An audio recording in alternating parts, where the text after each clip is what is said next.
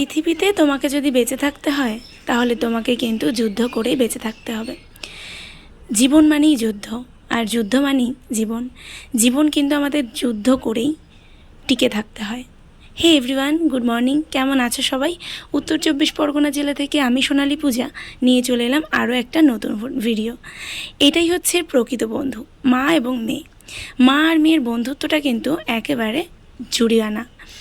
তো এদিকে আমি কাজবাজ সব করে নিয়েছিলাম। সকালবেলায় উঠে যেরকম বাসি কাজ থাকে, আজকে বেশি কিছু তোমাদেরকে দেখালাম না, শুধু ঘরটাকে মোছা আর ওদিকে উনুনটাকে লেপা, এটাই দেখালাম। তো চলো ব্রাশ করে নেওয়া যাক। ব্রাশ করে আজ জানো তো মাছ নেব। যেদিনই আমরা মাছ নিই সেদিনই না মাছওয়ালা খুব লেট করে আসে। আজও সেটাই হলো।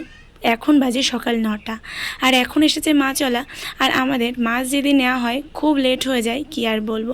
আর বরের কাছে সেরকম বকাও খাই। তো তারপর আমি আর সারাদিনে ভিডিও করিনি, কারণ আজকে আমার ছিল মেয়ের নাচের ক্লাস। যেতে হবে 2টোর সময়, 2:30 থেকে ক্লাস। আমাকে সাইকেল চালিয়ে যেতে হবে বলে আমি আর ও 2 ঘন্টা আর ভিডিও বানাইনি। এদিকে আমি সরাসরি চলে এলাম নাচের ক্লাসে। নাচের ক্লাসে এসে এইখানে মেয়ে কিন্তু নাচ শিখছিল। আমার মেয়ে কোনটা বলো তো? ওই যে ছোট্ট করে যেটা ড্রেস পরে আছে, এই যে পাগুলো দাপাচ্ছে, ঠিক ওটা হচ্ছে আমার মেয়ে। আর এদিকে আমি চলে গেছিলাম নাচের ক্লাস থেকে আমার বান্ধবীর সাথে দেখা করতে। যেহেতু আজ ছিল ফ্রেন্ডশিপ ডে, তাই ভাবলাম যে বন্ধুত্ব আর বান্ধবীর সাথে একটু তো দেখা করাই যায়। তো যেহেতু একই পাড়ায় বাড়ি, কিন্তু আর মানে বেশি একটা যাওয়া হয় না, তো তাই বান্ধবীর সাথে গিয়ে একটুখানি আড্ডা মারলাম, একটু গল্প করলাম, তারপর চলে এলাম বাড়িতে। এদিকে বাড়িতে আসার সময় রাস্তায় তো খুব অন্ধকার, কিন্তু এই মাঝে মাঝে ল্যাম্পপোস্টই বলতে পারো, এগুলো দিয়েছে বলে খুব উপকার। জানো তো, যেহেতু পেছনে রয়েছে মেয়ে আর সামনে আমাকে সাইকেল, তাও ফোনের আলো ধরে চালাতে হয়, তো সেখানে আমার পক্ষে খুব উপকার। এদিকে আজকে মেয়েকে একটা নতুন জলের বোতল কিনে দিয়েছি। বড় বড় আবদার তো মেটাতে পারি না, ছোট ছোট আবদারগুলো চাই যতটুকু পারা যায় মেটাতে। হ্যাঁ, তবে সব মেটাই না।